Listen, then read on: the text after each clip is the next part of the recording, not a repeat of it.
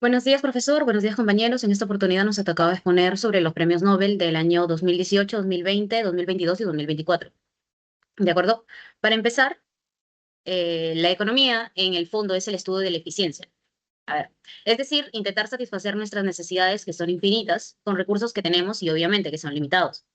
De acuerdo a ello, los premios Nobel de Economía son otorgados cada año a economistas cuyas contribuciones han transformado nuestra comprensión de los problemas económicos más complejos, digámoslo así.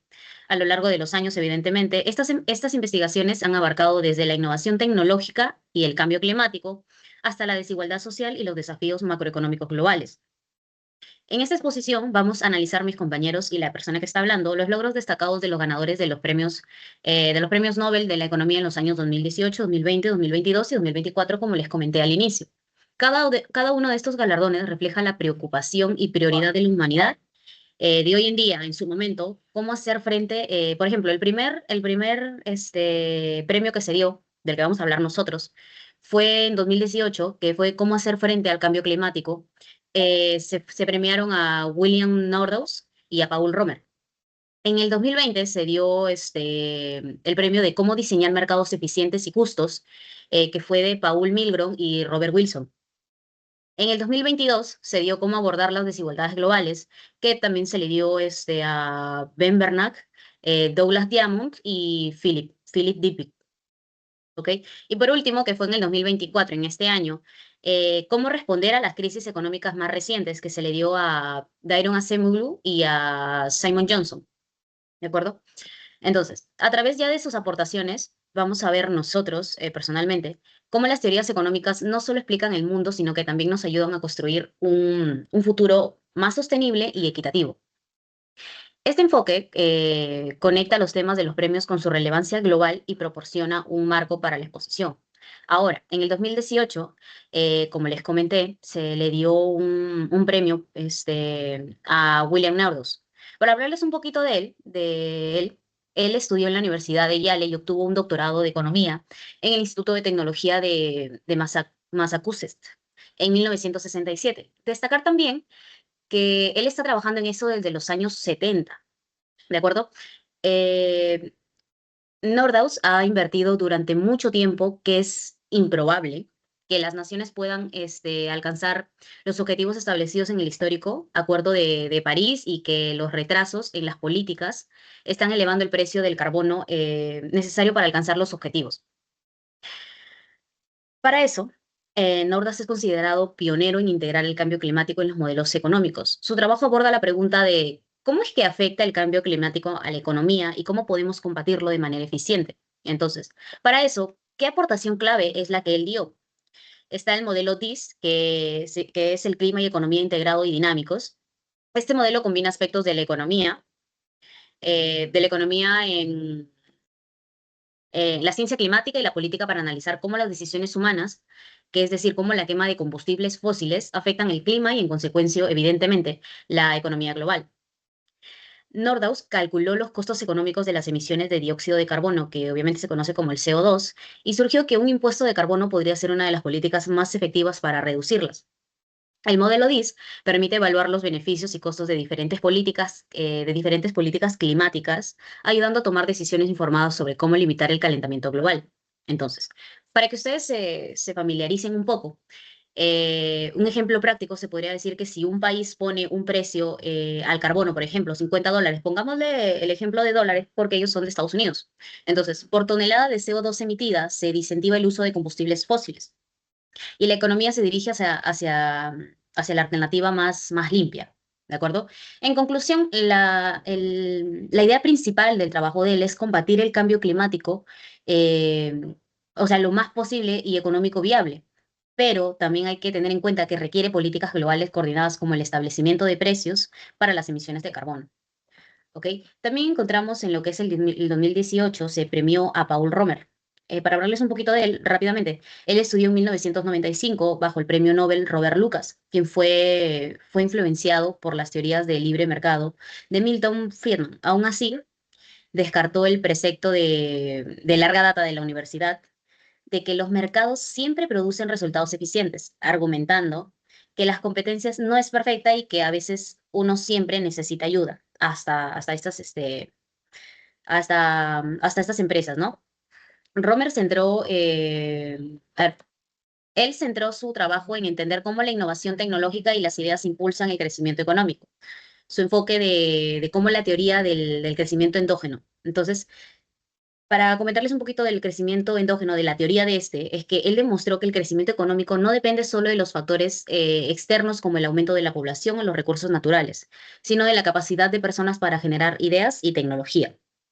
Para eso, él destaca mucho que la innovación es un motor clave del crecimiento porque las ideas se pueden compartir y usar o sea, se pueden compartir y usar sin agotarse, obviamente, a diferencia de los recursos físicos, que estos sí son limitados. ¿Ok? Los gobiernos y las instituciones tienen un papel crucial en fomentar la innovación a través de políticas como la inversión en educación, en investigación y en desarrollo. Y el rol de las políticas públicas, hablemos de que Romer mostró que las políticas que incentivan la generación del conocimiento, como proteger los patentes o financiar la ciencia, pueden acelerar el crecimiento económico en estos casos. Y un ejemplo muy, muy rápido es que, por ejemplo, un país que invierte en educación superior e investigación genera más inventos, evidentemente, más inventos, tecnología y empresas innovadoras, lo que resulta que es un crecimiento económico sostenido. Es por eso que muchos países desarrollados priorizan sectores como la tecnología, por ejemplo, Japón. Aquí en Perú no se invierte mucho en la educación superior y es por eso que, bueno, estamos como estamos. Y bueno, para mencionar algo muy breve y terminar con mi parte, hay una conexión entre el trabajo de Romer y, y el trabajo de William, perdón.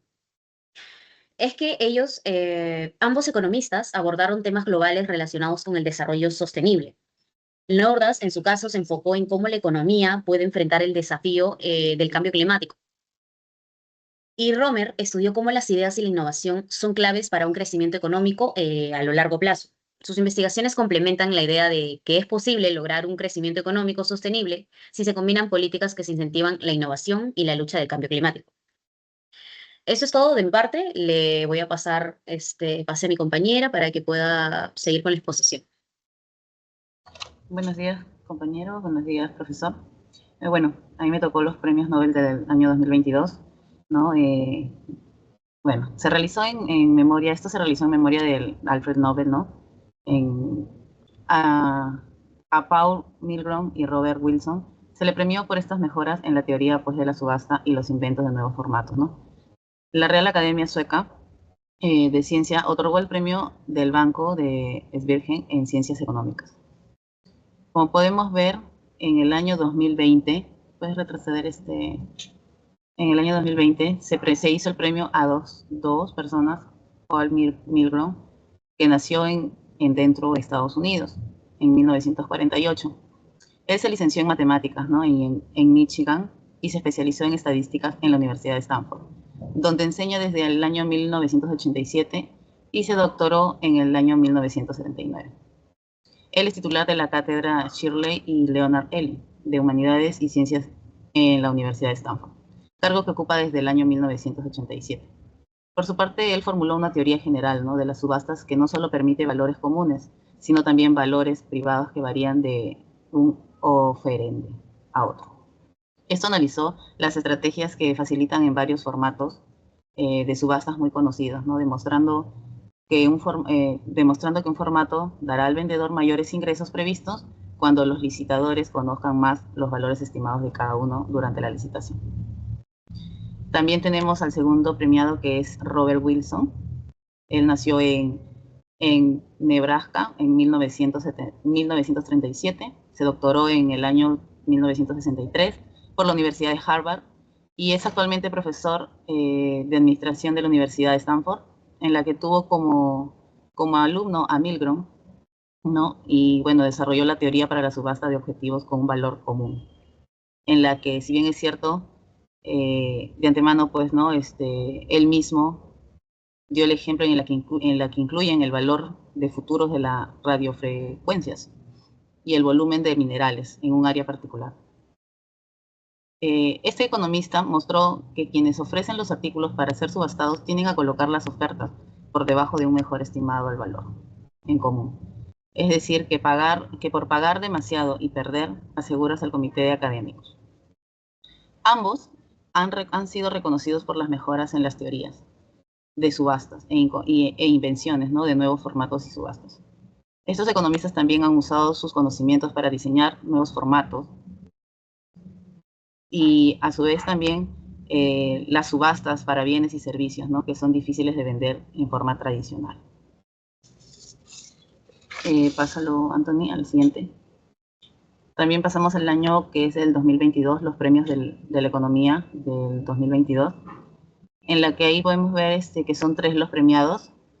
La Real Académica de la Ciencia Sueca ha sido concedido el premio de Nobel en la economía del año 2022 a los norteamericanos Ben Becker, Douglas Diamond y Phillips Diffie por sus explicaciones sobre el papel central de los bancos de economía y la importancia de la prevención de crisis financiera, por la que colapsó del sistema bancario, ¿no?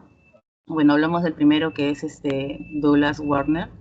Él nació en el 25 de octubre de 1953 y él es un economista estadounidense, ¿no?, profesor actualmente de finanzas en la cátedra de Merton. El siguiente premiado es Philip Hallen, nacido el 22 de mayo en 1955, y él es un economista estadounidense, profesor de bancas y finanzas. Y el último es Ben Shalom, que nació el 13 de diciembre de 1953. También es un economista estadounidense, ¿no?, que se desempeñó como presidente de la Reserva Federal.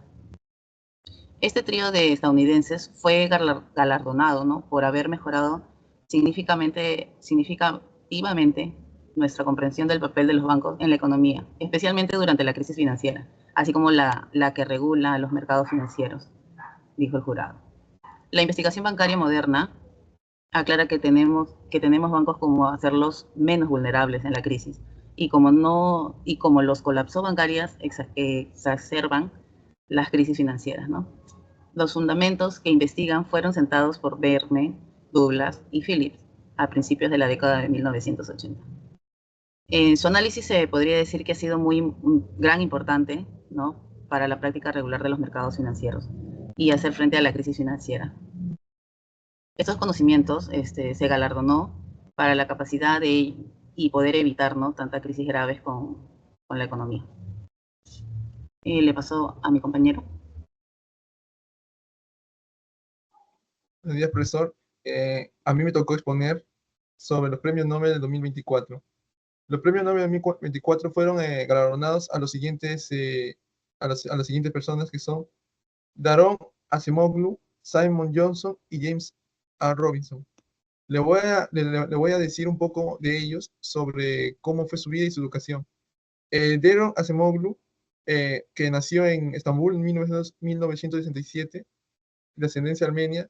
Él se graduó en la Universidad de York, Reino Unido, en 1989. Obtuvo su doctorado en 1992 en la Escuela de London de Economía.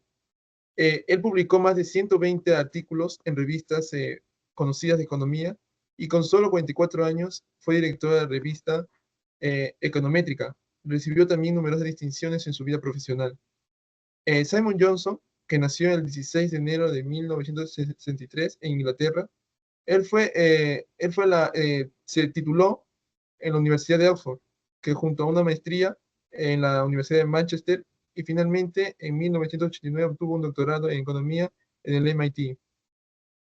También fue nombrado como miembro voluntario en los equipos de revisión de agencias relacionados en el Departamento de Tesoros de los Estados Unidos y Reserva Federal.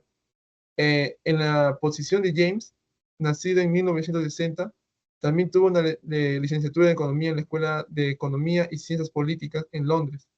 Después de trabajar como profesor en la Universidad de Melbourne, también fue nombrado profesor asistente. Así también, él también fue un epitólogo, un economista británico estadounidense, que fue también ganador del Nobel de Economía de este año por sus estudios sobre cómo se forman las instituciones y afectan la propiedad. Estos nombrados apoyaron mucho en lo que se viene a sus contribuciones, y también por haber demostrado que las sociedades con instituciones políticas y económicas, impulsan efectivamente la participación popular en el gobierno y explotan a su gobierno general. Las contribuciones que más influenciaron a las empresas fueron la institución y la prosperidad. ¿Esto qué quiere decir? Que ellos han investigado que la calidad y la estructura de cada institución económica y política influye en el desarrollo y la desigualdad entre países. Esto resalta que las sociedades, que en sí con un Estado de derecho eficiente y con instituciones que le explotan a la población, no logran generar crecimiento, un crecimiento sostenible. Igual también con el impacto histórico. Ellos argumentaron que las instituciones sociales establecidas durante periodos como la colonización fueron fundamentales para defender las diferencias económicas actuales entre naciones. También la relevancia global, donde muchas naciones se enfrentan problemas de desigualdad y estancamiento económico. Esto quiere decir que en los hallazgos que estos economistas ofrecen, a, dan nuevas expectativas a construir instituciones inclusivas que fomenten el crecimiento económico. También en la innovación tecnológica, eso también va muy apegado a la economía, ya que con esto las empresas tienen su desarrollo de capacidades. Eso quiere decir que ellas invierten en capacitación y desarrollo a empleados para que obtengan habilidades y adaptarse a nuevas tecnologías con recomendaciones para fomentar la innovación. Así también el análisis de oportunidad. Esto es evaluar en que cómo se evalúa la oportunidad de poder desarrollarse de forma económica, así también como evaluar contextos políticos. Las decisiones empresariales también consideran que las instituciones como un factor clave para evaluar riesgos. Eh, en, la, en las contribuciones que estos galardonados dieron, fueron influenciadas en algunas empresas como Google, que fue una compañía que implementó políticas inclusivas que fomentan innovación y diversidad con ideas de Acemoglu, Daron Acemoglu sobre instituciones inclusivas que crecen. Asimismo, también la empresa Microsoft, que invirtió en programas de desarrollo de habilidades, esto aceptando un ambiente para el éxito empresarial a largo plazo. También el Banco Mundial, que utiliza investigaciones para diseñar programas y fortalecer capacidades institucionales para su crecimiento. En Nestlé también implementando estrategias que desarrollen lo local y la inclusión social, con principios institucionales que promueven el crecimiento económico. En conclusión, en todos los galardonados desde 2020 hasta 2024, los premiados del Nobel han reflejado que esto en sí, la economía ha evolucionado a poder llegar a una mejor comprensión en lo que se refiere a la economía y su desarrollo, con un fuerte énfasis en el papel importante en la que están las instituciones. Así, cada galardonado contribuyó dando una herramienta teórica y prácticas en problemas económicos contemporáneos, así fortaleciendo crecimiento equitativo y sostenibilidad global. Eso es todo, profesor. Gracias por su atención.